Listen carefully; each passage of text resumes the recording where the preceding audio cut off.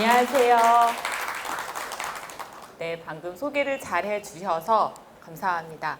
자, 여러분들 금요일인데 저녁들은 다 먹고 왔나요? 보니까 여기 고등학생들도 있고 초등학생, 그다음에 학부모님들 다 있는 것 같은데 어쨌거나 금요일 저녁에 또 이렇게 과학 강의를 듣기 위해서 와주셔서 감사하고요. 앞에 소개해 주시고 여기 되게 어려운 말 많이 써 있는 것 같은데요. 그냥 쉽게 얘기를 하도록 하겠습니다. 그래서 뉴스페이스 뉴스페이스 얘기도 제가 뒷부분에 좀 하긴 할 건데 여러분들 인공위성이 뭔지는 다 알죠? 그쵸? 네, 인공위성이 뭔지는 다 알고 그 중에서도 이제 지구 관측이라고 하는 인공위성이 있어서 그 위성 지금 우리나라는 얼마나 있고 이거 가지고 뭐를 하는지 이런 얘기를 좀 해보도록 하겠습니다. 그리고 여기 지금 고등학생들도 좀 있는 것 같아서 제 뒷부분에는 이것과 관련돼서 이제 뭐 시장, 산업 뭐 이런 것들이 어떻게 바뀌는지를 좀 소개해드리면 또 여기 직접 그 진로 탐색 이런 거 조금 도움이 될 것 같고 또 학부모님들도 참고가 될 것 같아서 그런 얘기 좀 나누도록 하겠습니다. 우선 제 강의 들어가기 전에 이제 제 소개를 좀 해주셨지만 제가 또 소개한 게 있어서 들어가기 전에 제 질문 하나. 제가 이제 한국항공우주연구원에서 왔다고 하면 여러분은 제가 무슨 공부를 했을 것 같으세요?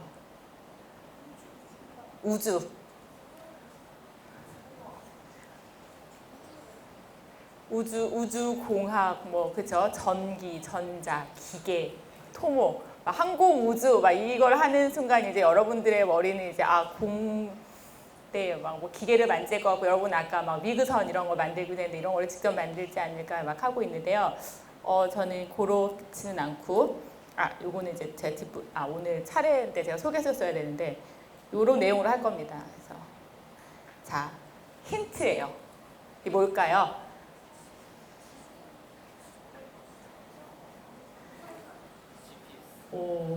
네. 여러분 이거 뭘 것 같으세요? 인공위성? 인공위성 여기 있어요. 네. 인공위성 그쵸? 여기 인공위성 이렇게 친구들이 만들어준 거예요. 이게 뭘까요? 네.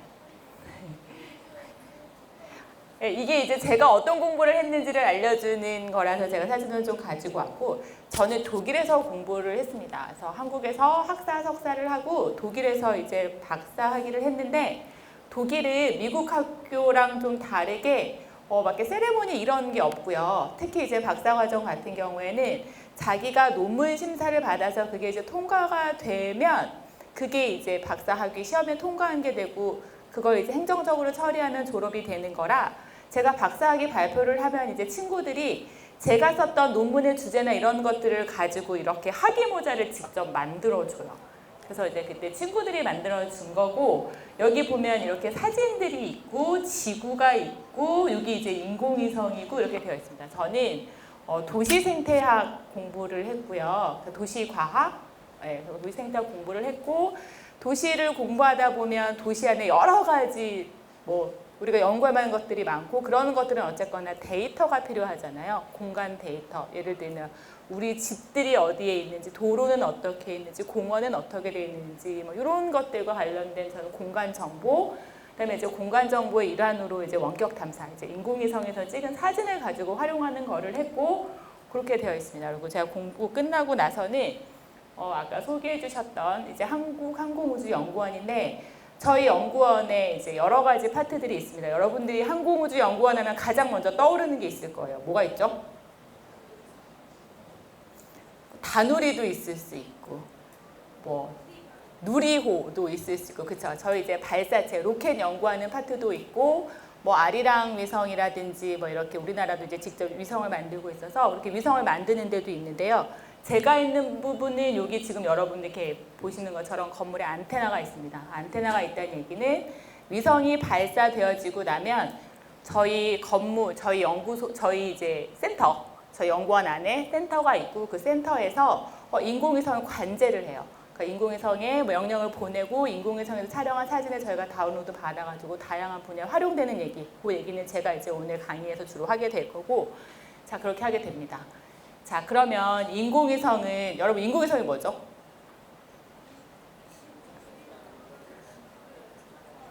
여기 지금 저랑 딱 가운데로 있는 보라색 티셔츠 입은 친구가 되게 정확하게 얘기를 해준 것 같아서 조금 큰 목소리로 얘기해 줄 수 있어요?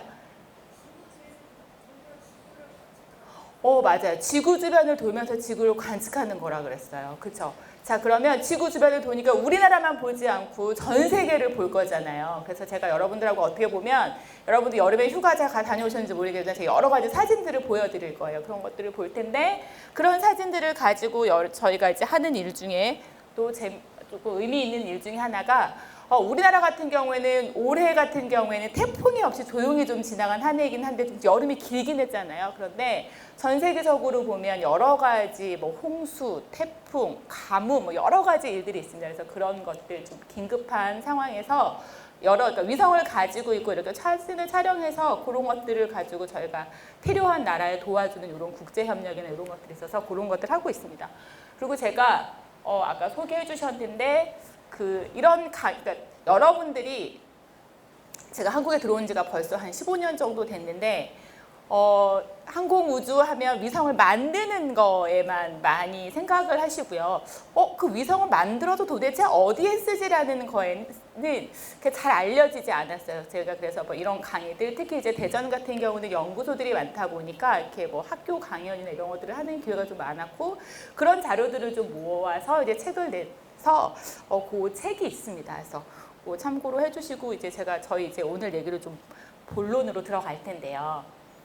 자, 여러분들 요즘에 우주랑 관련된 기사들도 많고 그다음에 여기 지금 광주는 아니지만 전남 사천에 저희도 우주항공청이 이제 또 새로 만들어지고 해서 그런 기사 좀 접하셨을 것 같습니다. 그래서 우주랑 관련돼서 제 질문을 하나 드려볼게요. 자, 여러분은 우주가 우리나라 국가 발전에 얼마나 중요하다고 생각하시나요? 자, 질문 5개. 중요하지 않다. 아주 매우 중요하다. 중요하다. 보통이다. 중요하지 않다. 전혀 중요하지 않다. 여러분은 어디에 점수를 주시겠어요? 매우 중요하다. 자, 여기 설문조사 결과가 있습니다. 이거를 과학기술정책연구원이라는 곳에서 이제 우주청이 만들어지기 전에 전문가 의견, 저희도 국민들 일반인들의 의견들을 가지고 이제 설문조사를 했던 결과인데요. 맞아요. 여러분들처럼 대부분의 시민들, 설문에 응답해 주신 분들은 중요하다, 매우 중요하다 2가지의 점수를 주셨습니다. 그래서 지금 2년 동안 했는데 21년하고 22년 2개 년도에 설문조사를 했는데 22년에 더 중요하다고 생각하시는 분들이 많아졌어요. 자, 그러면 우주가 중요한데 우주도 분야가 넓잖아요. 여러분들이 아는 우주 하면 떠오르는 분야 뭐가 있어요?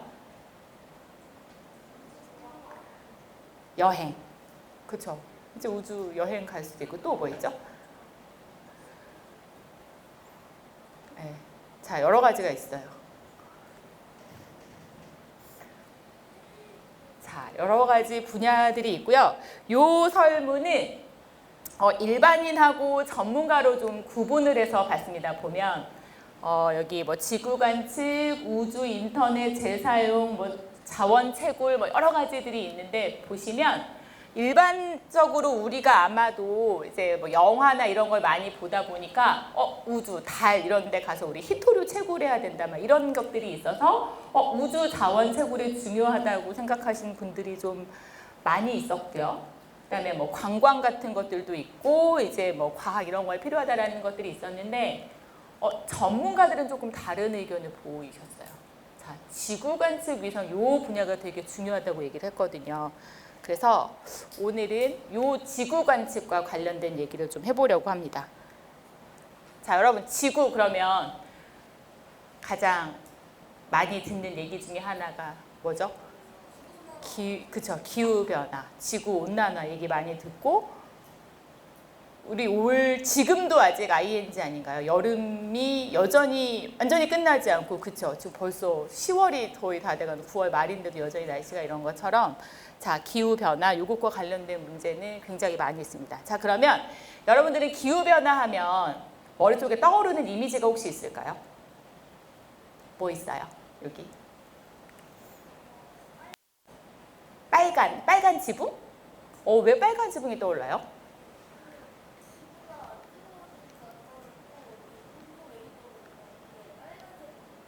오, 네, 굉장히, 네, 좋아요. 자, 그러면 혹시 조금 질문을 좁혀서 떠오르는 동물이 혹시 있을까요? 네, 북극곰. 여러분들은 북극곰을 어떻게 기억하고 계실까요? 네, 이런 사진 여러분들 많이 보셨을 거예요. 그쵸? 왜 무슨 일이 있을까요? 어? 그쵸? 자, 북극곰은 어떻게 사냥해요?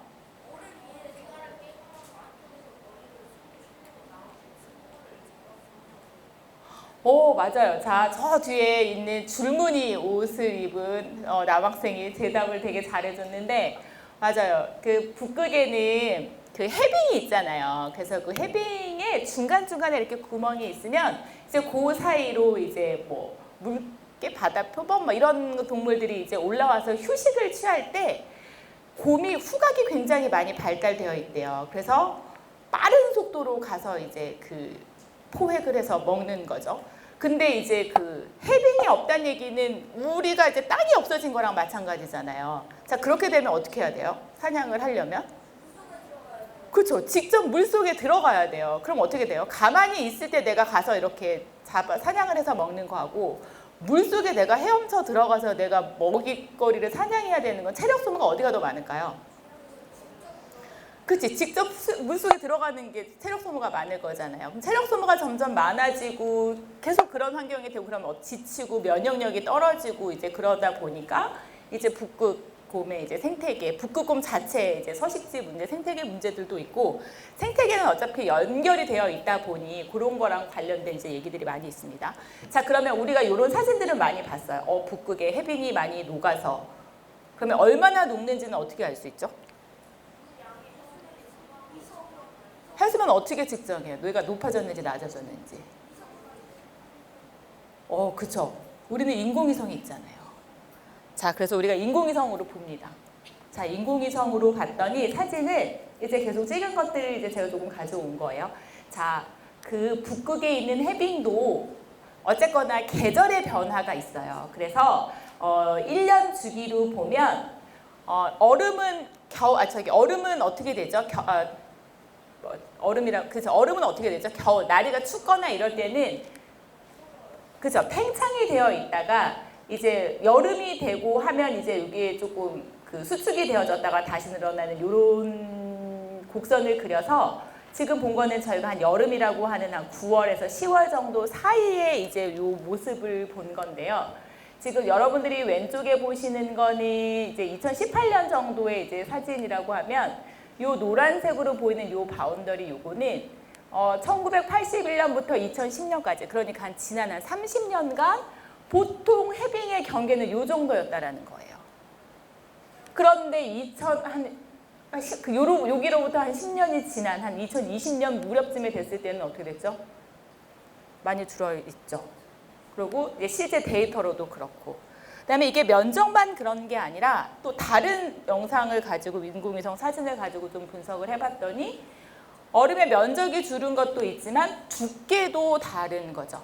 그러니까 가장자리 쪽이 두께가 더 얇고요. 그다음에 지금 오른쪽에 보이는 거는 그 가장자리 높이가 기후가 서서히 변하는 게 아니라 올해는 더웠다가 추웠다 이렇게 들쑥날쑥해지면 이 얼음의 이제 얼음의 두께도 이제 들쑥날쑥해지는 약간 어노멀리가 나타나는 그런 것들을 봐서 실제 이제 우리가 그 북극에 어떻게 보면 지구 온난화 이런 걸로 인해서 북극의 해빙이나 이런 것들이 진짜 면적 변화가 있다 이런 것들을 알 수가 있고요. 자, 그러면 북극에 북극곰이 있다면 남극에 뭐가 있죠? 네. 자, 여러분 이 펭귄이 무슨 펭귄인지 알아요? 황제 펭귄? 자, 황제 펭귄의 특성. 추울 때 모인다. 추울 때 왜 모여요?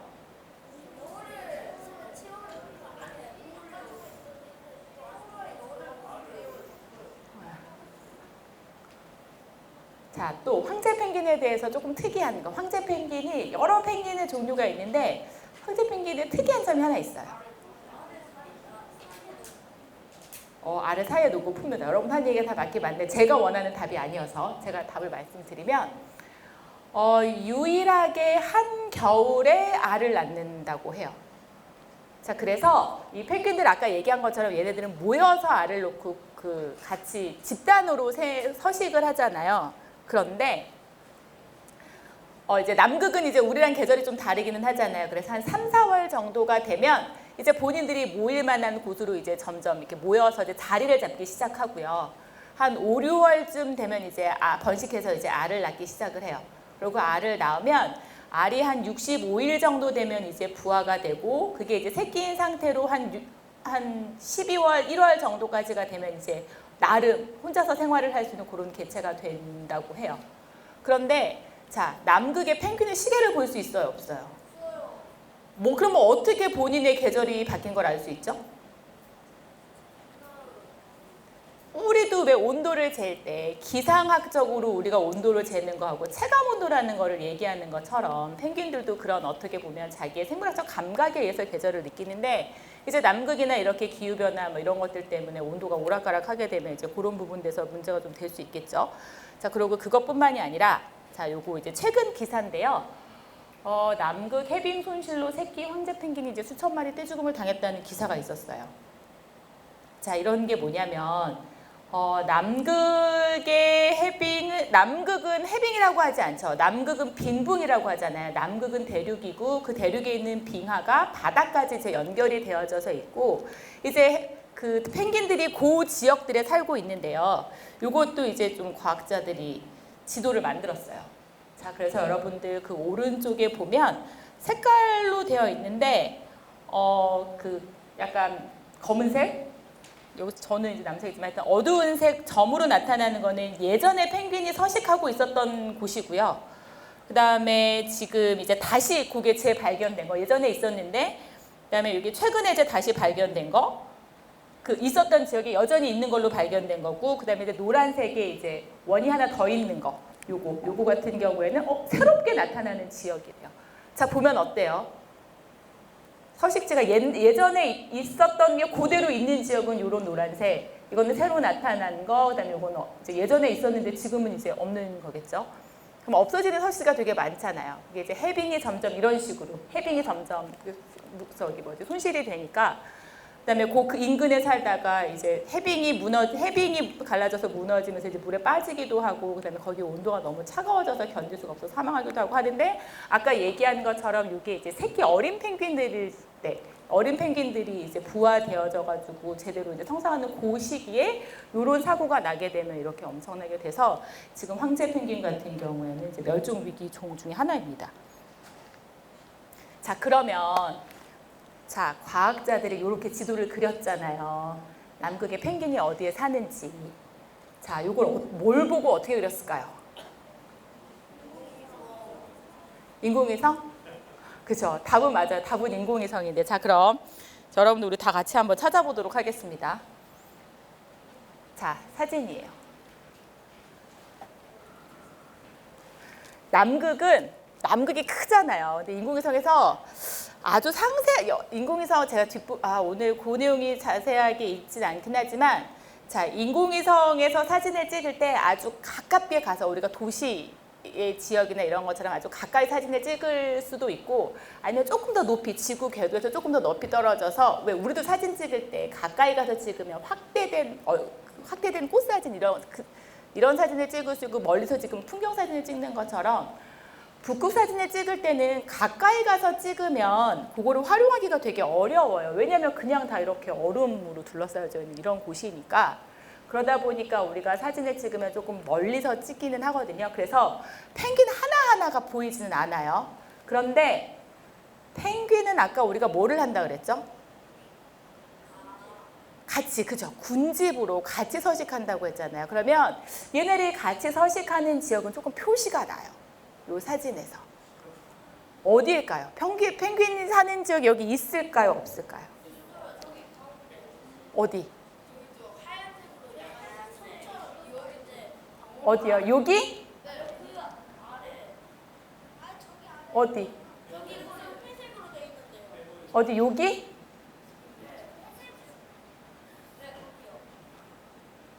난 여기 회색에 있는 데가 펭귄이 사는 데라고 생각한다.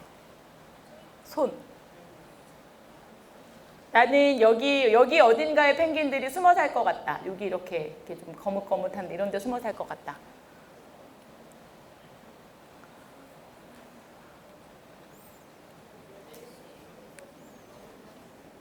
자, 여러분들 보시면 여기는 이제 대륙이고 여기가 이제 그 뭐죠? 왜 우리도 얼음이 이렇게 깨져가지고 조각조각 나거나 막 이러면 슬러시가 되고 이런 것처럼 그 여기 이쪽에 있는 것들은 되게 얇은 얼음들이고 그다음에 요거는 조금 두꺼운 얼음층 이런 것들이 이제 갈라져 나가고 뭐 이런 모습들이 사진에 있고요.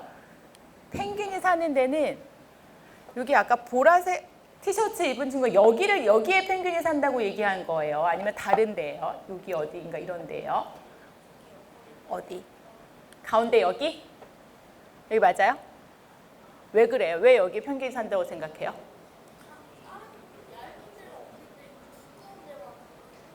아, 두꺼운 데만 회색으로 되어 있어서 답은 맞았는데 설명이 조금 부족한데 이거 왜 여기인지 혹시 대답하실 수 있는 분 계실까요?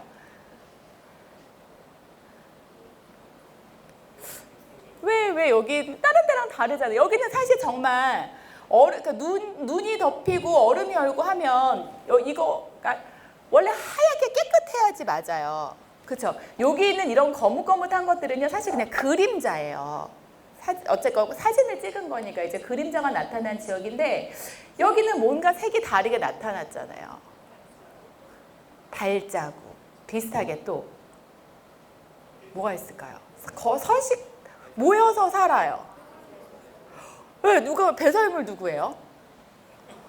네, 펭귄들이 먹고 싼 배설물들 때문에 눈 덮인 이게 하얀 게 아니라 이렇게 갈색. 얘네들이 이제 뭐 크릴새우도 먹고 생선도 먹고 막 이렇게 하고 배설을 하게 되면 그 배설물의 색이 이제 갈색이어서 얼음이 이제 갈색으로 된 이런 것들이 보이면 여기에 이제 펭귄이 서식하는 거라고 알 수가 있고 그래서 아까 봤던 그렇게 이게 몇 년 이게 이제 한 번 찍어가지고 막 영상을 다 찍어가지고 분석하고 이런 건 아니겠지만 어떻게 일정 기간 동안 뭐 이 지역에는 펭귄이 사는 걸로 보여지다가 이제 그 다음에는 안 보이거나 뭐 이런 식으로 우리가 지도를 그릴 수 있는 거죠.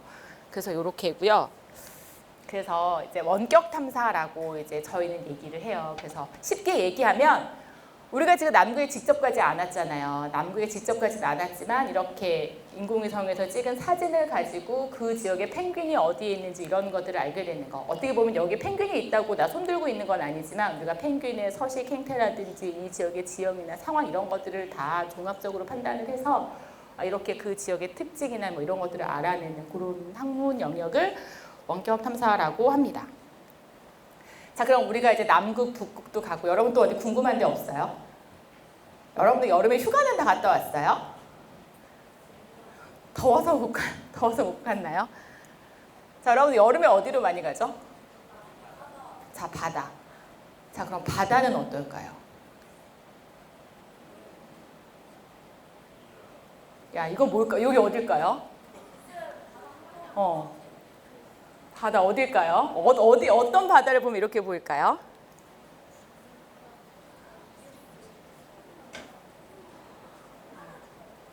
이 사진만 보고 여기 어딘지 맞추기는 사실 어려워요. 제가 그걸 하려고 한 건 아니고. 자, 여러분들 혹시 호주 가보신 분 계세요? 호주에 여기 그레이트 베리어 리프라고 하는 곳인데요. 여기 산호초들로 되게 해서 스쿠버 다이빙이나 이런 거 하기 되게 좋은 지역이라고 저도 못 가보긴 했어요. 자, 바다가 굉장히 넓잖아요. 그쵸? 그런데 이렇게 산호초들이 사는 이 지역은 바다 면적의 1%밖에 안 된대요. 그런데 이 산호초들이 있는 이 지역, 산호들이 있는 이 지역이 바다 생물의 4분의 1, 전체가 100이라고 하는 4분의 1이 이 지역에 살 정도로 굉장히 풍부한 생물학적 가치가 있는 그런 곳이라고 해요. 자, 그러면 여러분들 자 이렇게 하면 산호초가 있고 막 하면 이런 모습이 떠오르겠죠? 그쵸? 자, 그러면 이제 산호가 있고 산호에 이제 그 해서 같이 그 공생하는 뭐 조류 뭐 이런 것들이 해서 이렇게 되게 다양한 알록달록한 것들이 되고, 요 산호초들이 이제 광합성을 하려면 수질이 좋아야 되겠죠. 그래야 햇빛이 투과해서 광합성을 할 수 있을 거잖아요. 그다음에 수온도 적당해야 되고. 그런데 우리 바다는 안전할까요? 지구 온난화에서? 네. 그래서 지금 이런 지역들도 이렇게 바뀌고 있다고 합니다. 네. 백화 현상이라고 해서 이제 광합성을 할 수 없게 되면서 여기 이제 뭐 탄산칼슘이나 뭐 이런 것들이 들어가가지고 이렇게 되는 문제. 그래서 아까 우리가 봤던 그 그림에서 보면 뭐 이런 식으로 되는 것들이 이제 위성 사진에서 보이는 거죠. 자, 그러면 사실 바다 하나하나 바다 사진을 찍어가지고 바다 속에서 생물들이 어떻게 지내는지 이런 것들을 직접적으로 보기는 힘들지만, 또 위성 중에는 전체 이렇게 넓게 바다의 어떤 해수 온도라든지 염도라든지 이런 것들을 또 우리가 탐지해낼 수 있는 위성들이 있어요. 그래서 그런 것들을 가지고 우리가 매일 데이터가 어떻게 바뀌는지 이런 것들을 보면서 바다 생태계의 어떤 건강함 이런 것들을 볼 수가 있습니다. 자, 그래서 또 사진을 또 하나 조금 가지고 왔는데요. 자, 여러분 이 사진은 어디일 것 같으세요? 미국의 어떤 강? 누가 이거 러시아라고 뭐 얘기했는데? 이거 뭐예요? 러시아 애들 레나강. 답안지를 먼저 봤구나. 네, 맞아요. 자, 러시아에 있는 레나강이에요. 자, 여러분 러시아는 어떤 나라죠? 엄청 커요. 엄청 크고 또, 자, 지도상에서 보면 이렇게 있어요. 우리나라 어디 있죠? 우리나라 여기 있어요. 자, 러시아 이렇게 큰 나라 중에 하나고 우리가 보는 데는 여기예요. 러시아의 레나강. 요게 이제 레나강인데요. 자, 전 세계 지도에서 이렇게 강줄기가 이렇게 보일 정도면 강이 어떻겠어요? 되게 크겠죠. 자, 그래서 이거 길이로도 긴데요. 어떻게 보면 육지에서 바다로 그 물이 흘러드는 담수가 이제 바다로 가는 곳이잖아요. 자, 그러면 강하구에는 뭐가 발달하죠? 강하구에? 그죠? 퇴적지형. 퇴적지형 우리 뭐라고 하죠? 삼각주. 네, 이 담수가 들어가서 보통 바닷물은 염도가 높은데 이 강의 이 담수가 바다로 유입되는 양이 엄청나게 커서 이 지역은 염도가 상대적으로 되게 낮아요. 지역 국지적으로. 그래서 아까 보시면 아까 제가 보여드렸던 사진에도 보면 바다가 좀 이렇게 얼어 있잖아요. 그런 모습들이 보이기도 해요. 자, 그러면 자, 여기에서 이렇게 되고요. 자, 그래서 아까 봤던 사진은 이제 겨울의 모습이고요. 요거를 우리나라도 위성이 있거든요. 우리나라도 지구관측 위성이 있고 굉장히 상세한 사진을 찍을 수 있는 다목적 실용 위성, 뭐 아리랑 위성이라고 하는 위성이 있습니다. 그래서 그 위성을 가지고 확대를 해서 봤어요. 그랬더니 되게 독특한 지형이 나타나요. 자, 요거는 뭐죠? 요거는? 그죠? 강하구니까 그 메인 강 줄기가 있고 여러 가지 이제 지천들이 있고, 그래서 이제 여러 가지 지천들이 있는 그 주변들에 보면 이렇게 동글동글한 것들이 보이고요. 그다음에 여기 땅은 이상하게 거북이 등 같이 뭔가 이렇게 땅이 갈라져 있는 것처럼 보여요. 어떻게 생기는지 혹시 설명해 주실 수 있는 분 있어요? 답안지 보지 말고. 자, 요거는 제가 설명드릴게요. 자, 보면 우리는 요 땅이 이제 다각형으로 생겼다고 해서 다각구조토라고 하고요. 여기 이렇게 동글동글하게 나타나는 이런 것들은 호수인데 그냥 호수가 아니고 융해호라고 해요. 자, 그럼 여러분 아까 그 제가 레나강에 있는 지도상에서 위치를 알려줬잖아요. 아까 레나강 하구가 있는 그 레나 삼각주, 레나 델타라고 하는 그 지역의 기후는 어떤 기후대에 속할까요? 추워요. 한대기후, 툰드라 기후라고 얘기하는 한대기후의 특징 뭐가 있죠? 강수량이 많을까요? 그죠? 강수량이 적어요. 그러고 땅은 1년 내내 얼어 있죠. 네, 그런 특징이 있어요. 그런데 여기 호수가 생겼대요. 어떻게 생겼을까요?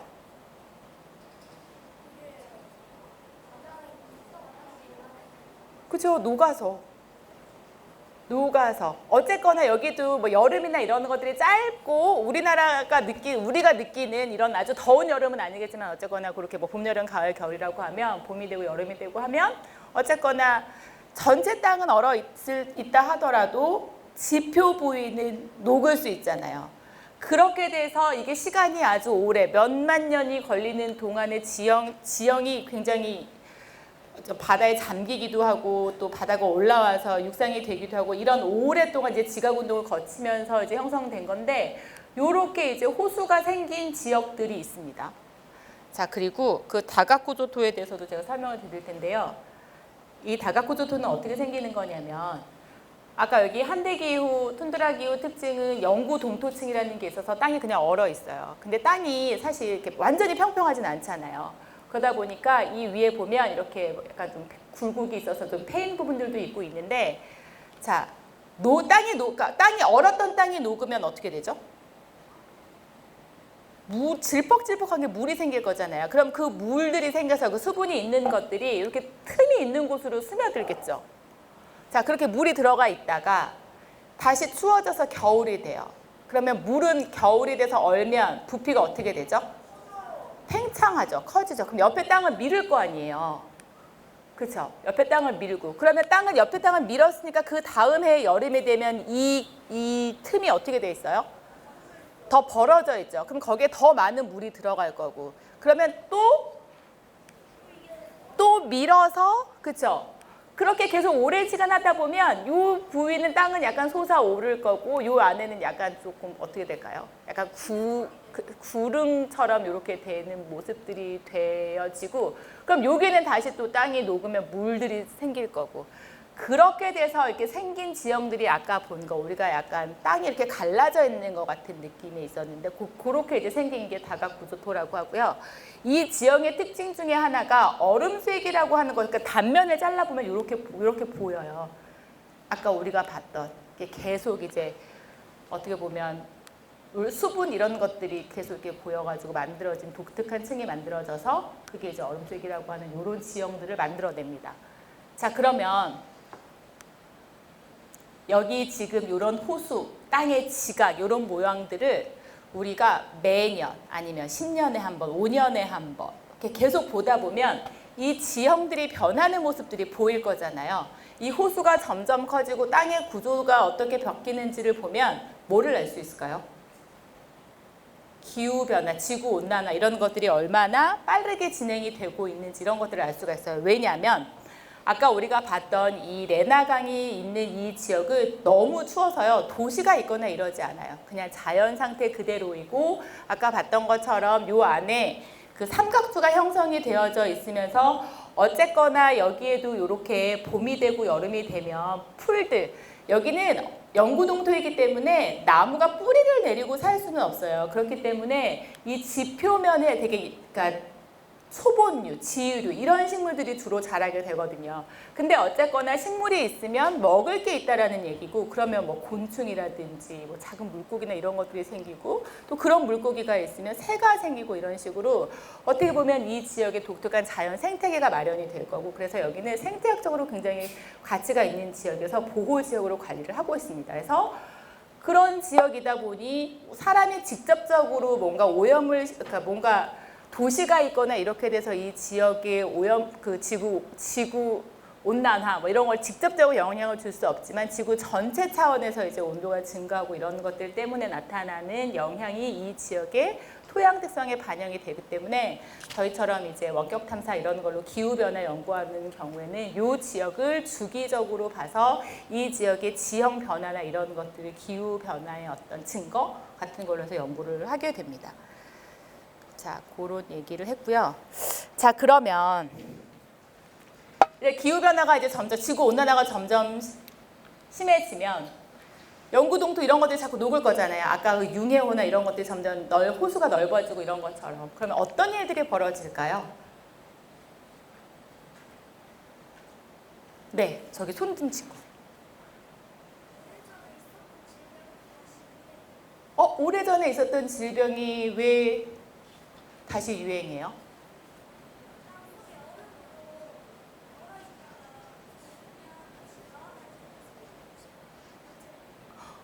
맞아요. 여러분들 왜 음식 같은 거 우리 먹다가 오래 보관하고 좀 냉동실에 넣어놓잖아요. 그러다가 다시 꺼내면 얘가 녹아서 우리가 다시 먹을 수 있게 이런 것처럼 지구상에서 계속 오랫동안 지각운동을 하면서 그 안에 묻혔던 식물, 동물 이런 것들의 사체들이 그냥 꽁꽁 얼어있다가 이게 진짜 날이 따뜻해져가지고 이게 녹아버리면 나오게 되겠죠. 그러면 그 동식물들이 갖고 있던 뭐 바이러스나 뭐 병원균 이런 것들에 의해서 맞아요.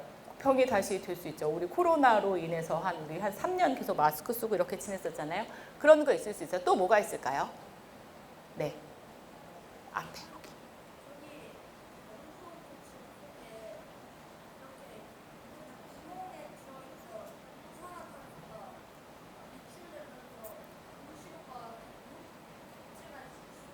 맞아요.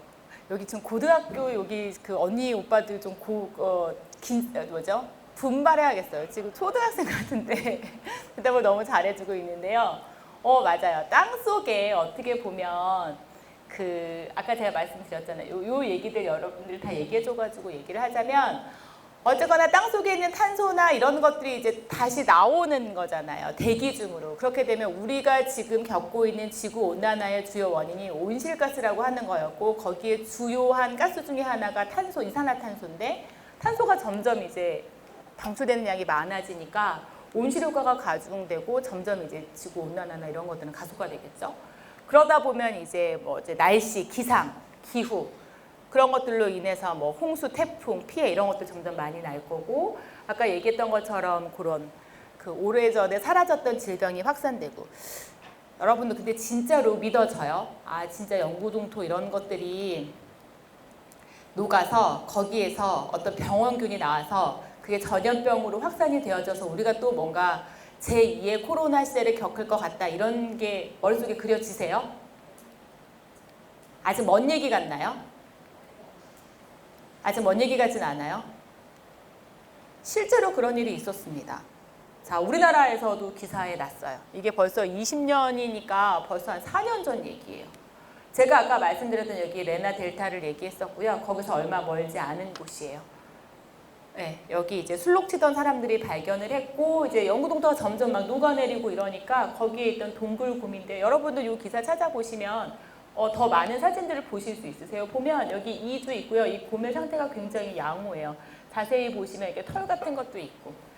근데 사실 이 동물이 어떤 병원체가 있어서 이것 때문에 뭐 문제가 있었다 이런 기사는 사실 없었는데요. 자, 여러분들 러시아는 어떤 나라죠? 2차 세계대전을 했잖아요. 그쵸? 그렇게 하면서 그때 탄저균이라는 거를 만들었어요. 그래서 전쟁이 끝나면서 그거를 그냥 땅 속에 그냥 묻었대요. 왜냐하면 땅은 그냥 꽁꽁 얼어있는 이런 거고 빨리 이걸 정리는 해야 되고 그래서 어딘가에 묻어뒀는데 그 기록이 남아있지 않대요. 그리고 소련에서 러시아로 바뀌면서 그 지역의 지명들이 다 바뀌고 그랬기 때문에 지금은 그런 것들이 어디에 얼마만큼 묻혀있는 자료는 없고 그런데 이 지역도 뭐 이렇게 술록을 치던 사람들 막 얘기를 하는데요. 여기도 술록을 산업화로 해서 대량으로 지금 사육을 하는 곳들이 있거든요. 근데 이 술록이 특성상 땅을 이제 차면서 거기에서 이제 탄저균에 오염이 되어서 병에 걸리고 그 다음에 이 지역은 전통적으로 살아있는 술록의 피를 먹는 또 그 문화가 있어서 그렇게 먹어서 그게 이제 병원 약간 감염이 되어져서 사망하고 이런 기사들이 종종 있습니다. 그래서 실제로 이제 그런 일들이 일어나고 있고 그다음에 뭐 이런 고기라든지 뭐 이런 것들이 이제 유통이 되는 과정 물론 그런 것들을 잘 컨트롤을 하고는 있겠지만 어떻게 우리 눈에 보이지 않는 바이러스에 인해서 일어날 수 있는 어떤 그런 위험 요인이 점점 증가하고 있다라고 좀 이해를 하시면 될 것 같고요.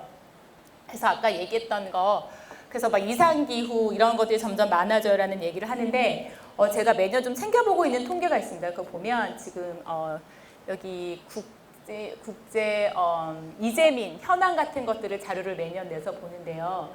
자, 여러분들 전 세계적으로 보면 이재민이 발생하는 건 크게 두 가지로 볼 수 있어요. 전쟁이거나 뭐 태풍이나 이런 자연재해이거나인데, 지금 보시면 파란색은 자연재해에 의한 거고 이제 지금 이 오렌지색은 이제 전쟁이나 이런 거에 의한 거예요. 그래서 여기에 보시면 이 원이 큰 지역들은 주로 어떤 지역들이죠? 아프리카도 있고 동남아도 있고 이런 지역들은 이제 계속 태풍이라든지 홍수라든지 이런 피해를 지속적으로 받는 나라들이 정해져 있는 거고, 사실 지금 아프리카는 예전에는 내전이나 이런 것들 때문에 이제 뭐 분쟁, 갈등 뭐 이런 것들만 있었는데, 최근 들어서 점점 요걸 이제 제가 요 한 해 23년 통계만 가지고 와서 그런데 이렇게 순차적으로 이렇게 보다 보면 요 지역들의 요 지금 자연재해로 인한 피해들이 되게 많이 일어나는 것들을 볼 수 있습니다. 그다음에 이제 분쟁 같은 경우에도 여기 식량난이나 이런 거, 가뭄이 워낙 오랫동안 지속되고 이러다 보니까 뭐 식량난 이런 것들 때문에도 분쟁이 발생하기도 해서 어떻게 보면 자연재해 이런 것들로 인해서 이런 피해들이 큰 지역들이고요.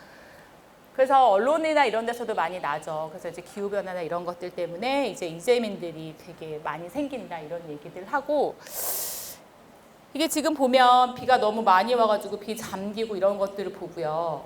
이렇게 자연재해, 뭐 홍수, 태풍 이런 것들이 지나가고 나면 직접적으로 나타나는 건 이러는 거예요. 뭐 이게 산사태가 발생해서 뭐 집 이런 것들이 무너지고 사람이 다치고 집이 무너지고 뭐 이런 건데, 일단락 되고 나서도, 그러니까 이게 조금 태풍이 지나간 다음에 또 오는 문제가 있죠. 요 사진. 어떤 문제가 생길 수 있을까요?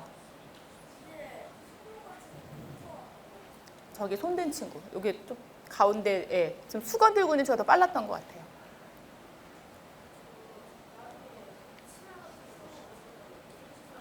잘 안 들렸어요. 조금만 더.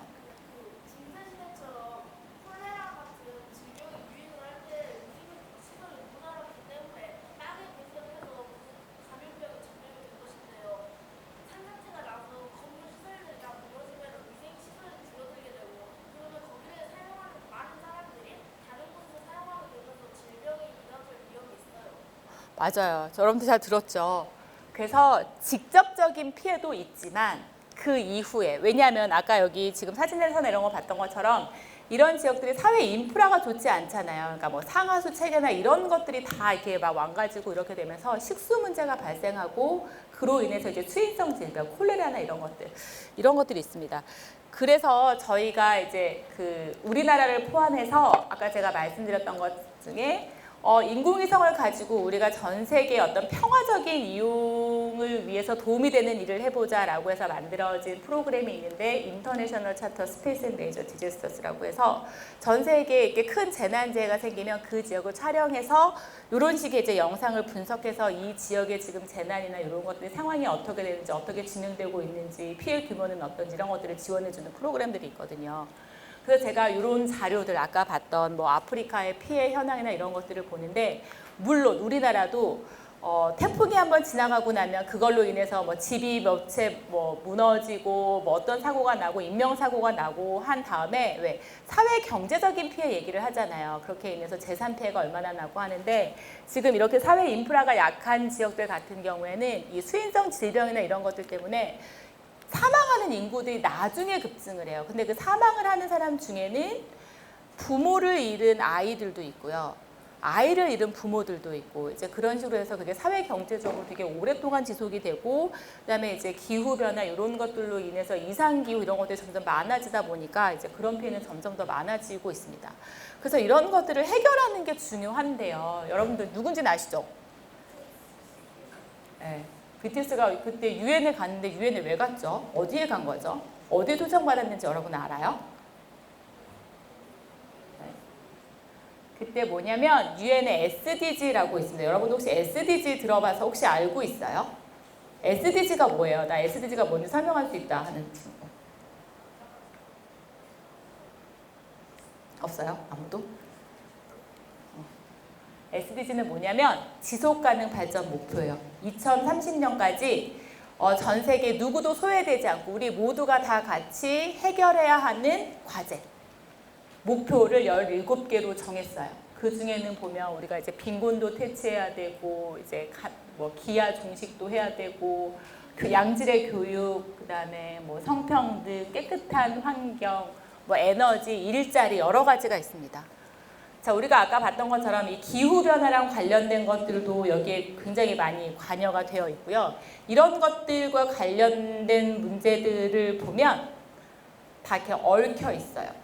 그러니까 그 뭐 환경 오염이라든지 뭐 자원이 감소하고 인구가 늘어나고 이런 문제들이 서로 상호 연관되어 있고, 이런 것들을 우리가 해결하려면 여러분들도 왜 학교에서 시험 보고 하면서 나의 성적 수준이 어떤 건지, 내가 어떤 점이 모자라고 뭐를 더 공부해야 되는지 이런 거를 알 수 있는 것처럼, 우리가 좀 이렇게 지금 당면한 문제들, 현안들을 보려면 데이터들을 가지고 분석을 하고 어떤 부분의 문제인 건지를 할 수가 있게 되고요.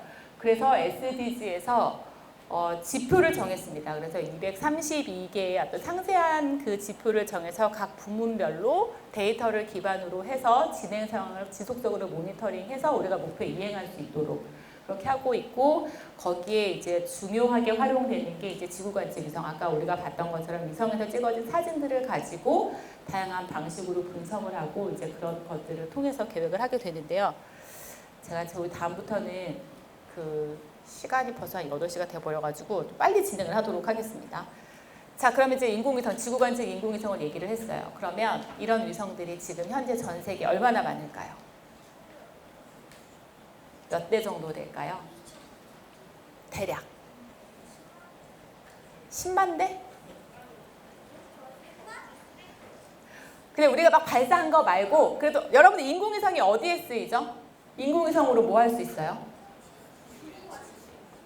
지구관측도 하고, 지구관측 우리가 얘기하고 있는 거야. 지구관측 또 중요한 거 있어요. GPS. GPS가 뭐죠?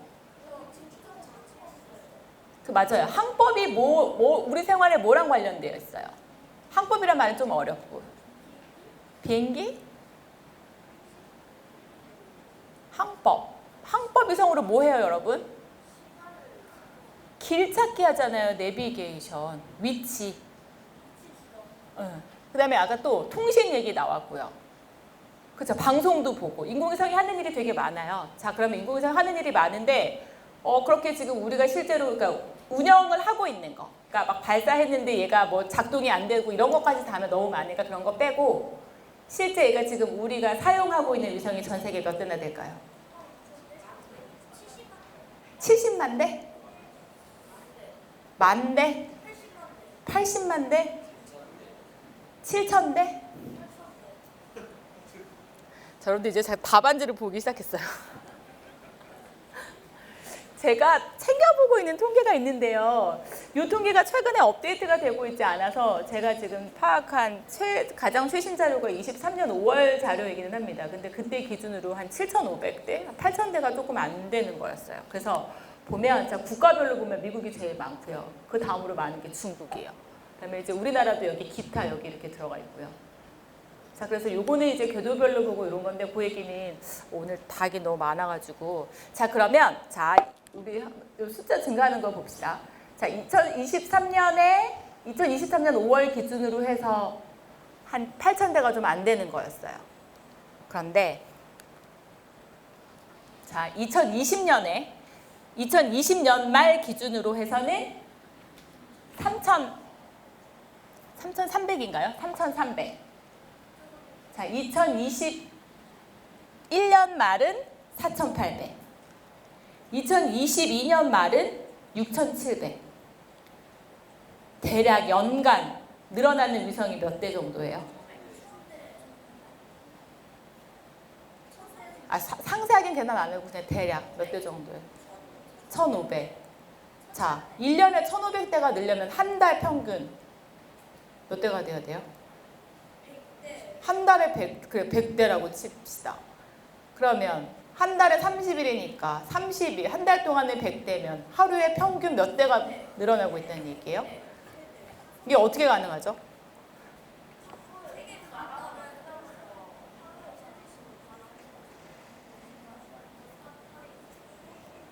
인공위성 하루에 3대씩 전 세계에 막 발사가 되고 있대요. 자, 이게 숫자예요.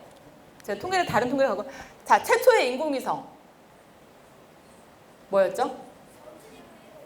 스푸트니크 1호. 그쵸? 최초의 인공위성 스푸트니크 1호였어요. 여기 하나 있었어요. 시간이 가면서 별로 뭐 늘어나는 게 별로 없었어요. 그러다 여기에 와서 이렇게 확 늘어나요. 이때. 이때 무슨 일이 있었을까요?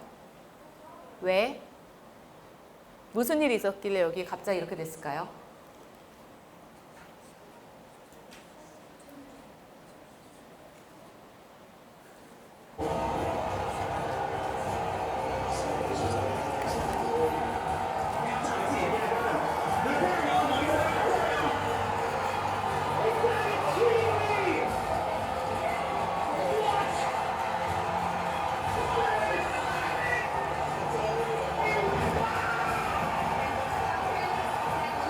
여러분 이거 뭐죠? 스페이스X에서 뭐 한 거예요? 어? 재활용. 그쵸? 얘가 다시 왔잖아요. 여러분 우리 나로호, 누리호 발사하는 거 여러분 봤죠? 봤어요? 못 봤어요. 우리 로켓 하나 발사하는 그 기술 갖는 것도 이렇게 어렵게 가고 있는데 한 번 발사해서 제 궤도에 갖다 놓는 거. 그러니까 한 번 성공하는 것도 어려워서 우리 나로호도 3번 했고 이제 누리호도 3번 이렇게 가거든요. 그게 정말 어려운 기술이라고 해요. 그러니까 기술만 있어서 되는 건 아니고 그러니까 갈 수 있는 과학 기술 역량도 높아야 되고 예산도 있어야 되고 인력도 있어야 되니까 이 로켓 하나를 발사하는 건 그 나라의 과학 기술 수준을 나타내는 지표라고도 할 수 있거든요. 그래서 우리나라도 빠지지 않아. 우리나라도 10손가락 알게 들거든요. 근데 여기는 스페이스X는 나라인가요? 아니죠. 회사잖아요. 회사에서 이걸 했다는 거예요. 이거 갔다가 다시 오는 것까지를 했대요. 그래서 어떻게 됐냐면 누군지 알죠? 네. 그래서 아까 여러분이 얘기한 스페이스X. 그래서 요때 무슨 일이 있었냐면 요때 세컨라인 재활용. 그러니까 지상에 다시 착지하는 거에 성공한 거. 그다음에 땅 말고 바다에 바지산 같은 거 있잖아요. 큰 그 드론 같은 거 비행 활주로 있는 그런 배. 거기에 이제 다시 또 로켓이 다시 그 돌아와서 착지하는 거 성공하는 게 2015년, 16년이 되면서 여기 이게 확 이렇게 늘어났어요. 그럼 이 숫자가 어떻게 이렇게 막 늘어났을까요? 왜?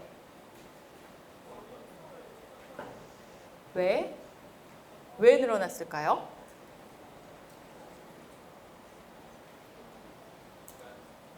네?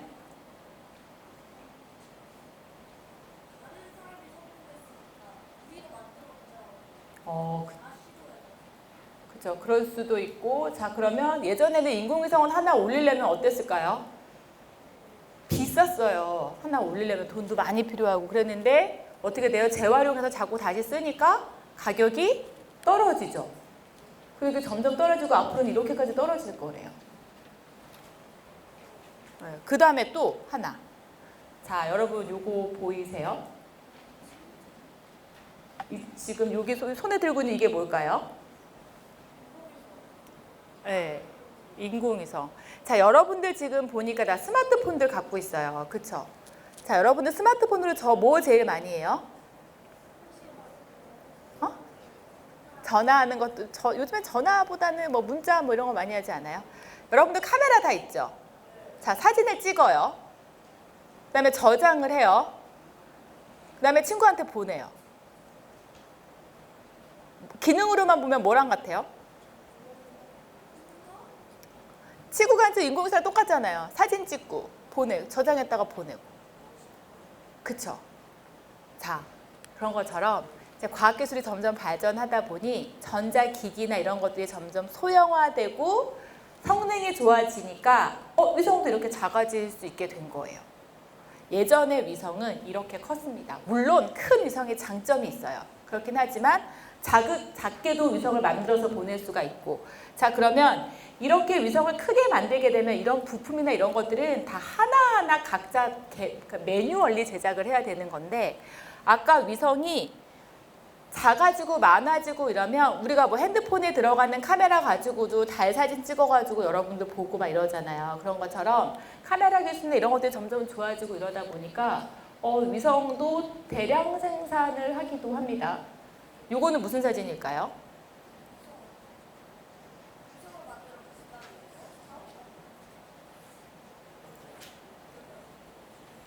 뭘까요?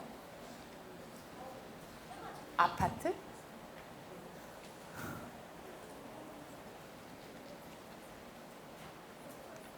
이렇게 하면 조금 알 것 같아요. 힌트가 돼요? 저기 손든 친구. 뭐예요?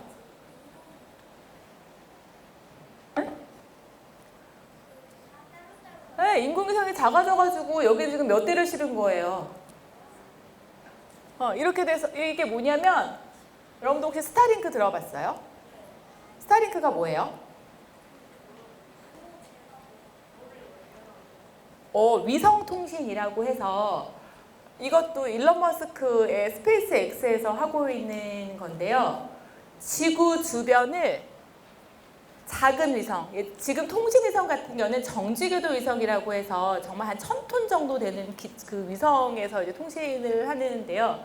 작은 위성을 지구 근처에 한 500km 정도에다가 놓고 위성을 한 4만여 대 정도로 해서 지구로 둘러싸게 한 다음에 요 위성에서 이제 바로 우리가 와이파이 신호 받는 것처럼 위성에서 지상으로 바로 통신이 되게끔 하겠다는 거예요. 그렇게 되면 장점이 뭐냐면, 우리는 지금 어디 여러분들 가실 때 지상국이 없으면 이거 지금 핸드폰 통신 이런 거 안 되잖아요. 그런 게 없어지겠죠. 전 지구에 인터넷이 안 되는 지역이 없게 되게 만들겠다라는 구상으로 해서 이렇게 스타링크 가고 있는 게 있고, 요 통신 위성이 굉장히 작아요. 그래서 아까 이렇게 봤던 이게 지금 위성들 차곡차곡 쌓아서 지금 로켓에다가 넣어서 발사하는 거예요. 아까 재활용 발사가 가능하기 때문에 발사 비용이 적어졌고, 위성도 작아지니까 한 번에 발사할 수 있는 위성이 많아지는 거고, 그다음에 이렇게 위성이 이렇게 예전에는 이렇게 막 큰 대형 위성들이다 보니까 한번 위성을 하나 만드는 거 제작하는 비용이 많이 들었는데 이제는 그렇지 않은 거죠. 그래서 요거는 제가 얘가 그게 안 되는데 잠깐만요. 이제는 그래서 요즘에 뭐 스마트 팩토리 이런 것들 얘기하잖아요. 그래서 위성이나 이런 것들도 이제는 정말 대량 생산, 하루에 한두 개씩 공장에서 생산해내는 이제 그런 시대가 오게 된 거죠. 또 위성도 작아지고 이러다 보니까 물론 큰 위성은 큰 발사체가 필요하겠지만 작은 위성 같은 경우에는 굉장히 또 작은 이런 로켓들도 있어져서 굉장히 시장의 상품이 되게 다양해졌습니다. 자, 그래서 앞으로의 그런 시장이나 이런 것들을 보면 위성은 숫자는 점점 앞으로 4배 정도 숫자가 늘어날 건데 무게는 한 반 정도라고 하니까 위성은 점점 작아진다는 얘기가 나오고요.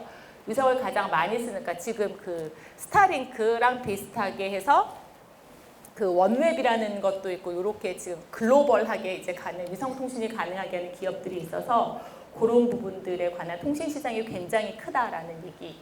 그다음에 예전에는 정말 과학기술 수준이 굉장히 높은 나라들만 위성을 만들고 뭐 우주 발사체를 만들고 하는 게 했다면 이제는 점점 그 진입 장벽이 낮아지고 있어서 그렇게 참여하는 국가들이 많아지고 아무래도 또 요 지구 근처에 있는 요 낮은 적에도 위성에 대한 수요들이 점점 많아지고 있고 이런 얘기들을 하고요. 제가 좀 지구 건축과 관련해서 얘기를 하면 아까 우리가 그 사진 제가 앞부분에 보여드렸던 거는 기후변화, 지구온난화 이런 것들과 관련해서 우리가 영상을 어떻게 활용하는지를 알려드렸다면 위성이 많아져서 사진을 점점 많이 찍다 보면 예전에는 있지 않았던 분야들이 좀 생겨요. 경쟁력이 있는 분야들이. 우리가 보면 여기 뭐 자연자원, 뭐 농업과 관련해서 식량 같은 것들, 우리 그 농업 작황이나 이런 것들 하는 것들, 뭐 산림 보는 것들, 도시 계획 이런 거 보는 것들도 있지만 이렇게 기존에 없었던 분야들에서의 어떤 활용 분야들도 많아지고 그다음에 앞으로는 자율주행 시대 이런 얘기들을 많이 하잖아요. 그러다 보니까 이런 위성 정보, 위성 사진에 대한 가치들이 굉장히 부가가치가 높은 시장 중에 하나다. 이런 얘기를 드리고요. 그러면 그런 얘기들을 좀 해보도록 할게요. 자, 제가 사진을 하나 또 보여드리는데, 자, 여러분들은 이 사진을 보고 무슨 생각이 드시나요? 참고로 이 사진은 미국에 있는 어떤 쇼핑몰입니다. 자, 이 사진에서 여러분이 얻어낼 수 있는 정보는 뭐예요?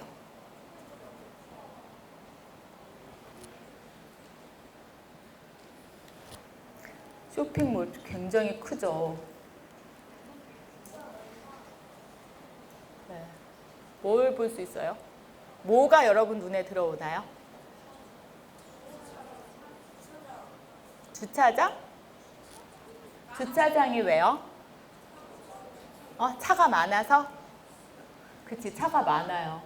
야, 주차장 넓어가지고 저기 주차 어디다 했는지 찾기 힘들겠다, 뭐 이런 생각을 할 수도 있고. 혹시 여러분 이 사진에서 돈이 보이시나요? 이 사진에서 돈이 보이세요? 이 사진에서 돈의 흐름이 보이시면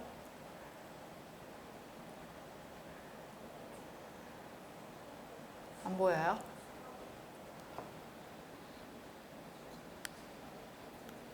자, 여러분 이게 제가 아까 쇼핑몰이라고 했잖아요. 쇼핑몰은 왜 가요?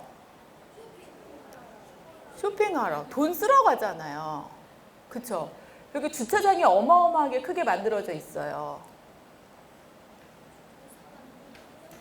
그러면 차가 많다는 건 뭘 얘기할까요? 쇼핑몰에 차가 많다. 정말 주차할 데가 없이 막 많다. 경기가 여기 초등학생들한테 경기라는 말이 좀 어려울 수 있을 텐데 경기가 어떻다? 그쵸. 제가 요거는 사진을 그냥 한 사진만 가지고 와서 그런데요. 이런 식으로 쇼핑몰들을 봐서 이 사진을 매일 찍는다. 매달 찍는다. 이걸 계속 보면요. 자동차의 숫자나 이런 것들이 양이 많아지고 이런 것들을 볼 수 있잖아요. 그 다음에 우리가 경기 지표를 측정하는 어떤 특정 시점이 있잖아요. 우리 같은 경우에는 명절, 추석, 설 이럴 때 경기 어떤지 이런 것들을 보잖아요. 예를 들면 여기 같은 경우에도 뭐 크리스마스 때쯤이다. 그럼 사람들이 경기가 좋다면 사람들이 뭐 선물을 사러 아니면 뭐 용돈을 가지고 뭘 사러 쇼핑몰에 많이 갈 테니까 이제 그런 것들을 보실 수가 있겠죠. 그래서 예전에는 이런 사진들이 위성 사진이나 이런 것들 구하기가 어려웠지만 이제 위성들이 많아지다 보니까 이런 사진들도 많이 얻을 수 있다. 그래서 이런 것들도 경기 지표에 활용할 수 있다라는 얘기를 드리고요. 자, 그런데 여러분 아이디어는 좋았다고 쳐요. 자, 그래 그러면 여기 쇼핑몰에 있으면 여기 차량이 많은지 적은지를 어떻게 알 수 있어요? 우리가 그냥 보고 많다 적다 할 수 없잖아요. 그럼 어떻게 해야 돼요? 얘를 차 숫자를 세야 되겠죠. 여러분 이거 앉아서 하나하나 다 셀 수 있겠어요? 그럼 이거 어떻게 세요?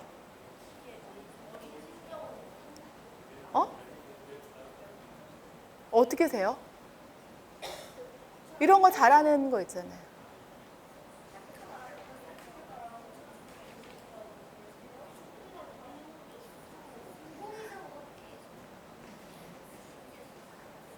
AI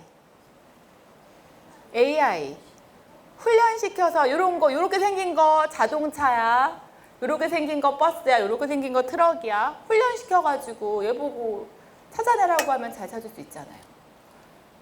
자, 그래서 저희 연구원에서도 이런 걸 합니다.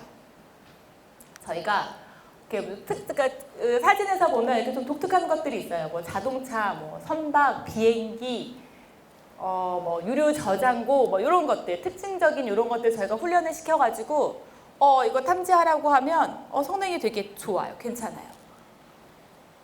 자, 그러면 이거 응용 문제 어딜까요? 여기 써 있어요. 이거 답안지 안 보셔도 돼요. 자, 중국의 선전항이라고 하는 큰 항구예요.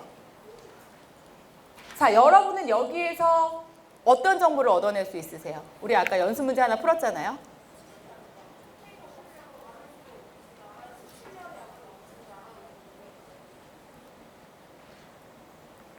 뭐를 알 수 있을까요? 자, 여러분 중국은 어떤 나라죠? 중국. 인구수가 많다. 그쵸, 인구수가 많아요. 자, 여러분들이 쓰는 물건들 요즘에 조금 얘기가 바뀌기는 했어요. 메이드 인 차이나. 뭐 요즘에 메이드 인 차이나 말고도 많아지긴 했지만 중국은 전 세계적으로도 제조 강국이잖아요. 웬만한 물건들을 다 중국에서 만들어져가지고 다 수출을. 그러니까 코로나 전까지만 그래도 코로나 이후에 조금 상황이 바뀌기는 했지만 어쨌거나 중국은 어떤 물건들을 공산품이나 특히 이런 것도 굉장히 싸게 잘 만드는 나라였어요. 그래서 우리도 웬만한 물건들은 다 중국에서 만들어서 수입해서 쓰고 그랬거든요. 자, 근데 중국이고요. 여기가 큰 무역이 일어나는 항구예요. 그쵸? 그럼 여기 지금 이렇게 있는 것들이 뭐죠? 컨테이너. 그쵸? 컨테이너. 누가 수출 얘기했어요. 수출 얘기했어요. 자, 배들이 있고요. 지금 저는 여기 사진은 요 부분만 따서 그런데 얘 영역을 확장하면 배는 앞뒤가 있잖아요. 들어오고 나가는 것들이 있잖아요. 그 다음에 여기 지금 컨테이너가 지금 얼마나 많이 있는지 이런 것들을 볼 수 있잖아요. 그럼 우리가 여기에서 AI를 잘 훈련을 하면 우리는 뭐를 할 수 있다? 중국에서 지금 수출입이 지금 어떻게 되는지를 우리가 사진을 통해서 알 수 있게 되는 거예요. 그래서 저희도 해봤어요. 이게 뭐냐면 우리나라 위성 영상으로 해봤습니다. 그래서 우리나라 다목적 실용위성이라고 하는 거에서 얻어진 영상을 가지고 2020년 12월 20, 2021년 1월 9일 그러니까 한 3주 정도 간격으로 해서 요거는 이제 우리나라 그 항구 지역을 찍은 거기는 하지만 우리도 요걸 가지고 한번 해봤어요. 그래서 어떻게 분석을 했냐면 작은 배, 큰 배, 그다음에 작은 차들, 그다음에 버스, 트럭들 이런 것들. 이때가 언제냐면 코로나 때문에 여러 가지 뭐 수출입이나 이런 것들에 대한 경기 이런 것들이 조금 이슈가 되던 지역이어서 이런 것들을 통해서 항구 지역에서의 어떤 무슨 물건의 들고 나가는 이런 것들을 통해 가지고 경기 지표 같은 것들을 읽어내는 이런 것들을 좀 적용을 해봤고요. 요거를 중국 지역으로 연계해서 하게 되면 이렇게 직접적인 좀 관련이 있다는 연구들이 있습니다. 그래서 중국이 코로나 이후로 완전히 그 공장이나 이런 것들도 다 문을 닫고 해서 가동을 하지 않았다가 이제 2020년 들어가지고 이제 가동을 하고 경기가 이렇게 살아나고 하는 것들이 요런 지금 주요 무역 항구들에서 일어나는 뭐 수출입 동향 이런 것들과 관련이 된다라는 얘기들. 이런 것들을 예전에는 누군가가 뭐 자료를 얻는 게 어려웠다면 이런 것들이 어떻게 보면 공간에서 나타나는 흔적 이런 것들을 가지고서 분석을 하는 거고요.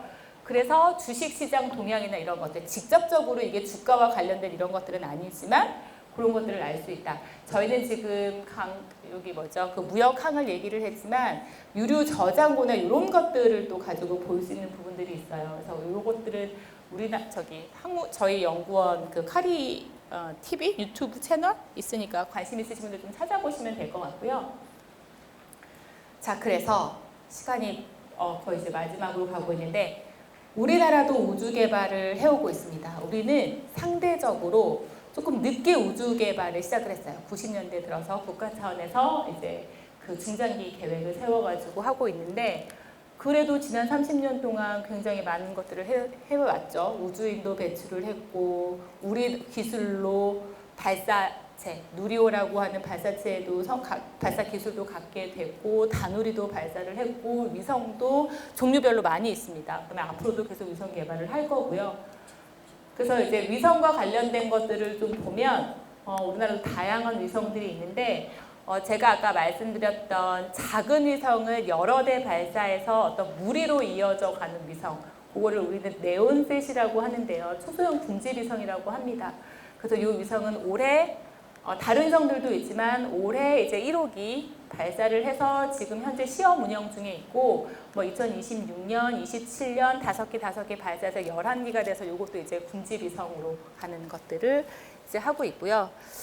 그래서 그것과 관련돼서 이런 연구가 이제 제가 하고 있는 연구입니다. 그래서 여러분들한테 말씀을 드리면 그래서 이제 한반도를 계속 촬영을 하게 되고 이런 위성들을 잘 수집해서 잘 쓸 수 있는 방식으로 서비스할 예정이고요. 이런 것들이 진행이 됨으로 인해서 이제 국가 차원에서 얘기하고 있는 지능 기본 계획을 좀 말씀을 드리자면 예전에 우리나라에서 우주 개발을 해야 되는 어떤 기본 계획, 비전 이런 것들을 우리가 이제 5년마다 한 번씩 세우는데 22년까지의 우리나라 우주개발진흥 기본계획의 목적은 국민의 안전, 삶의 질 향상이라는 거에 방점이 찍혀 있었습니다. 그러니까 위성 데이터에서 나오는 것들을 가지고 우리가 아까 얘기했던 뭐 재난재나 이런 것들에도 잘 하고 우리가 국토 개발 뭐 이런 것들에 잘 활용을 하자. 약간 공공 부문의 어떤 그 목적이 그러니까 목적 좀 포커스가 되어 있었다면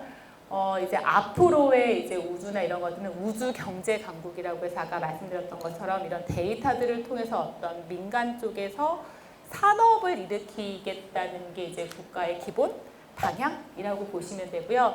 관련돼서 이제 여러 가지 뭐 우주 탐사도 확대하겠다, 우주 수송, 우주 산업, 뭐 우주 안보 이런 얘기들이 나오고 있어서 이런 관점에서 앞으로 그런 기사들이나 보실 때 좀 관심 있게 봐주시면 좋겠고요. 제가 항상 강의를 하게 되면 마지막에 여러분들에게 보여드리는 사진이 있습니다. 되게 유명한 사진이에요. 여러분 이 사진 무슨 사진인지 아세요? 달에서 지구를 찍은 사진이에요. 달에서 지구를 찍은 사진인데 언제 찍은 걸까요? 2년 전? 맞아요. 우리 다누리가 가서 다누리에서 찍은 사진도 저희가 홍보 많이 했는데요. 그거는 아니고 여러분들은 아폴로 하면 뭐가 떠오르실까요? 아폴로 11호, 그쵸? 달에. 네. 아폴로 닐 암스트롱 이렇게 생각을 하는데 사실 달에 사람이 직접 가기 전에 아폴로 8호가 달 주변을 달 궤도를 돌면서 어떻게 보면 여러분들도 어디 여행 가거나 아마 수학여행 가거나 할 때 선생님들이 미리 사전 답사 같은 거 가시는 것처럼 아폴로 8호가 그렇게 이제 달 주변을 탐사했던 그런 우주선입니다. 그리고 그게 어떻게 보면 인류가 최초로 우주로 나갔던 경험이었어요. 우주에서 지구를 봤을 때. 그때의 어떤 본인의 감회를 본인이 그때 느꼈던 거를 그 당시 이제 우주선을 타고 있던 짐 로벨이라는 우주 비행사가 얘기했던 건데요. 요거를 누가 한번 읽어주면 좋을 것 같은데 혹시 요거 누가 한번 읽어주실 수 있을까? 여기 네. 좀 크게 큰 목소리로 좀 읽어줄래요?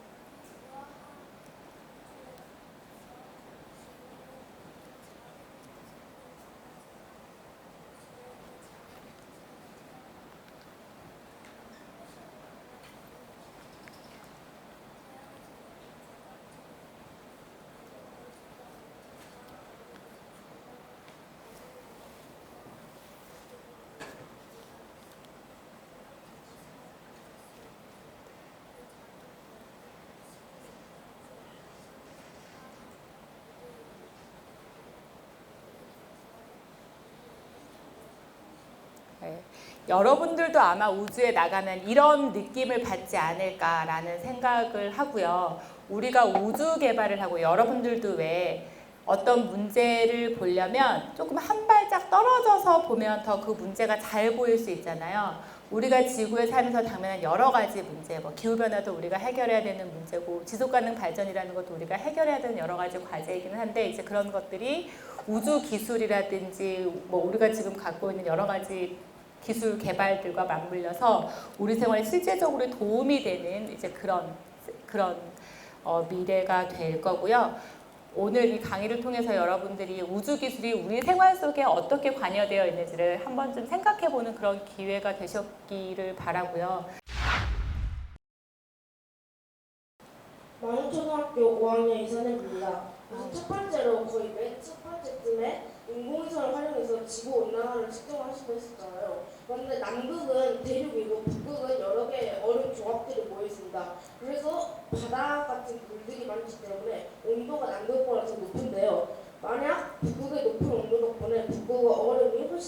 녹는다면은 북극은 지구 온난화가 더 빨라질 거라고 예상을 합니다.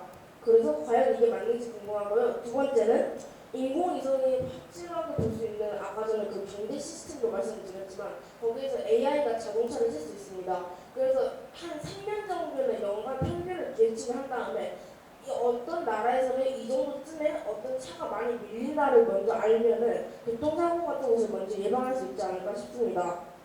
그리고 마지막으로 맨 처음에 큰 것을 여러 개 만드는 것보다 작은 게 기술이 더 발전이 되어서 작은 걸 여러 개 만들 수 있다는데 큰 거를 만드는 비용으로 작은 거를 만드는 것이 더 효율적인지 아니면 작은 거를 많이 만들 바야 큰 거 하나를 제대로 만드는지가 어느 것이 더 효율적인지 궁금합니다. 네. 되게 대답하기 쉽지 않은 질문을 해주셨는데요. 맨 처음에 얘기한 거, 그 기후변화랑 관련해서 인공위성에서 그 온도 측정을 어떻게 하냐라고 질문을 한 걸로 제가 이해를 했고요. 사실 인공위성에서 제가 보여드렸던 거는 사진에 찍은 영상을 우리가 눈으로 보는 것만 보여드렸지만 인공위성 중에는 온도를 측정하는 위성들이 있습니다. 그런데 인공위성에서 측정하는 건 지구상에서 거리가 멀기 때문에 그게 실제 지상에서의 어떤 관측합하고 그 관계성을 맞추는 연구들은 꾸준히 하고 있고요. 그래서 그런 것들과 관련된 연구도 꾸준히 있다라는 얘기를 좀 드리고, 그다음에 두 번째 질문이 AI와 관련해가지고, 그쵸? 뭔가 AI로 해서 뭔가 예측까지도 가능하지 않겠냐? 그러면 우리가 당면하게 될 문제를 사전에 예방할 수 있지 않겠냐라는 질문을 줬는데요. 제가 오늘 여기서 나와 있지는 않지만 연구 동향 중에 하나가 디지털 트윈이라는 게 있습니다. 그러니까 우리가 지금 여러분들 가상현실 뭐 이런 기술이라고 그거랑은 조금 다르긴 한데 그 기후변화 얘기를 했으니까 그거랑 관련을 하자면 지금 우리 지구를 여러 가지 인공위성에서 찍은 사진들, 그다음에 우리가 현장에서 관측한 자료들, 그다음에 기후가 돌아가는 여러 가지 기후 모델들이 있거든요. 이런 것들을 다 합쳐서 지구를 디지털 트윈으로 만들어서 우리가 시뮬레이션을 계속 해보고 우리가 어떤 정책을, 우리가 어떤 노력을 했을 때 그 시나리오별로 해서 어떤 문제가 발생한 건지를 예측해서 대응하자라는 연구가 가고 있어서 그런 거 관련된 연구도 어떻게 보면 하나의 큰 흐름이라는 얘기를 좀 드리고요. 그 다음에 아까 마지막에 위성이나 뭐 발사체를 만들 때 작은 걸 여러 개 만드는 게 좋을까요? 아니면 큰 거 하나를 제대로 만드는 게 좋을까요? 질문을 주셨는데 그거는 두 가지 수요가 다 있다고 보면 됩니다. 우리도 어디 자동차를 탈 때 큰 차가 다 좋은 건 아니고 작은 차가 다 나쁜 건 아니잖아요. 어떨 때는 내가 택시를 타고 빨리 가는 게 필요할 때가 있고 어떨 때는 친구들하고 같이 수학여행 갈 때는 버스를 타고 가야 되는 게 좋을 때도 있고 이렇게 되어 있어서 그거는 두 가지 수요가 다 있다라는 얘기를 드리겠습니다. 내림초등학교 조광탁입니다.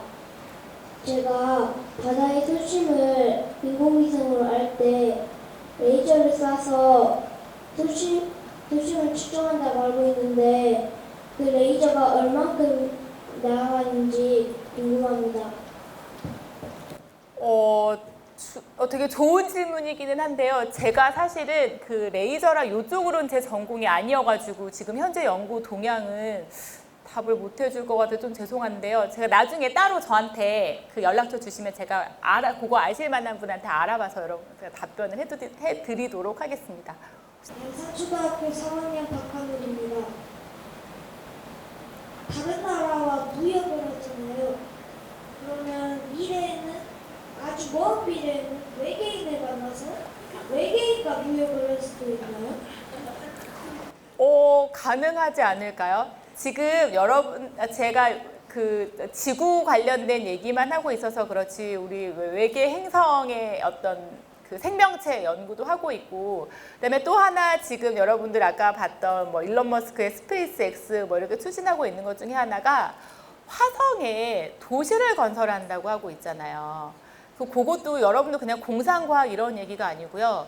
진짜 과학자들이 진지하게 모여서 중장기 계획으로 가고 있거든요. 그래서 달에 기지를 건설하고 지구에서 바로 화성까지 가기는 어렵기 때문에 달의 어떤 중간 기지처럼 해서 거기에서 실제 또 그 중간 거기서부터 다시 이제 화성으로 가는 것들 추진하고 있고요.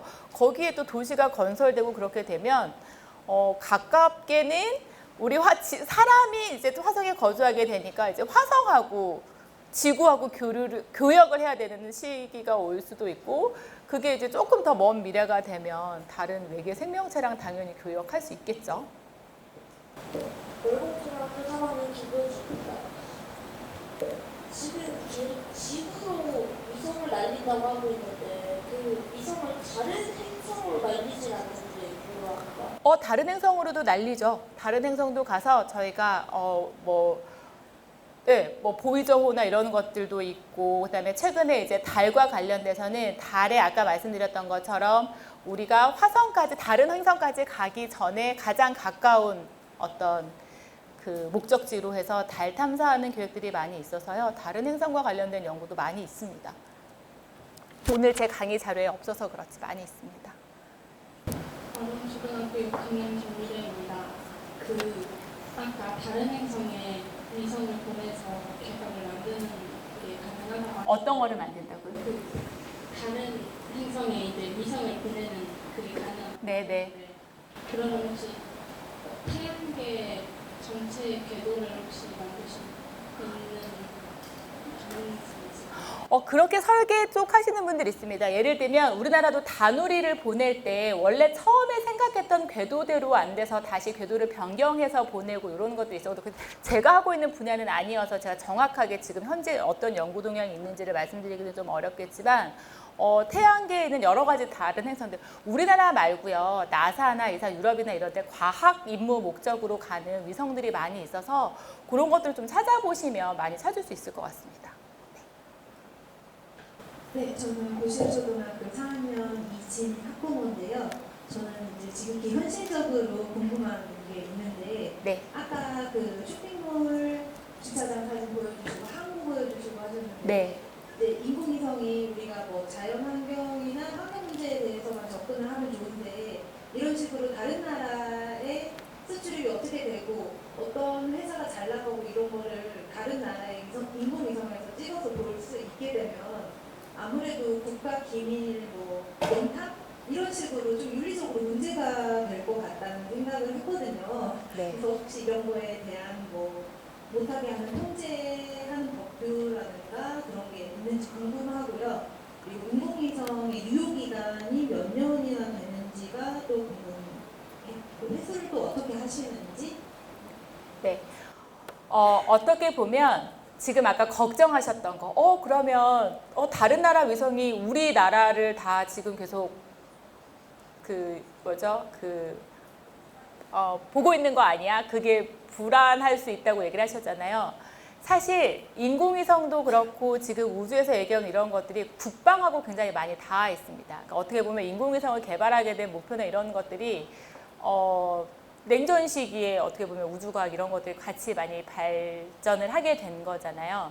그래서 공식적으로 저희가 분쟁 지역이나 이런 것들을 촬영한 영상을 배포하는 거에는 국제적으로 제약이 있습니다. 제한이 있습니다. 그렇지만 그러니까 일정 부분의 일정 해상도를 갖는 상용 목적으로 판매되는 거에 대해서는 그런 규정들이 사실 없기 때문에 어떻게 보면 모든 나라들이, 우리나라도 아까 제가 말씀드렸던 것처럼 우주 경제 강국 이런 얘기했던 것들이 우주 기술을 통해서 새로운 산업이 가고 있는 이런, 특히 이제 AI, 인공지능 같은 것들 들어와서 어떻게 보면 공간 정보나 이런 것들과 관련된 정보가 금융 투자라든지 이런 것과 관련된 새로운 신산업 같은 것들이 있어서고요.